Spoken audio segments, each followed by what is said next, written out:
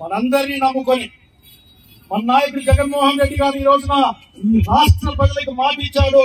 ఈ ప్రైవేటు పరం కాకుండా ఆపుతానేనని చెప్పిన జగన్మోహన్ రెడ్డి గారికి జిందాబాద్. మరో మాట చెప్పాడు. దేశమున్న రాయలసీమ ప్రాంతంలో ఆయనకి ఏం చెప్పాడంటే, ఎవరు వస్తాడో రండి కొనుక్కునేకి టెండర్లకి, తీసుకున్నా సరే వచ్చేది వైఎస్ఆర్ కాంగ్రెస్ పార్టీ. ఇక్కడ మీరు ఈ విషయాన్ని మేనేజ్ చేసి ఓట్ల దొంగతనం జరిగిందని అనుమానం ఉంది. అటువంటి విషయాలు లాభం లేదు, అన్ని అడ్డుకుంటాం. కాబోయే ముఖ్యమంత్రి నేనే అంటే మన నాయకుడు జగన్మోహన్ రెడ్డి గారు వెనక్కి తీసుకొని వస్తాను జాగ్రత్త అని చెప్పారు. ఈ మధ్య ఇంకో వార్త వస్తా ఉంది. ఆ వార్త ఏంటంటే ఆయన చెప్తా, గవర్నమెంట్ చెప్తా, మీరు తీసుకుంటే లోన్లు తెచ్చుకోండి భూముల మీద.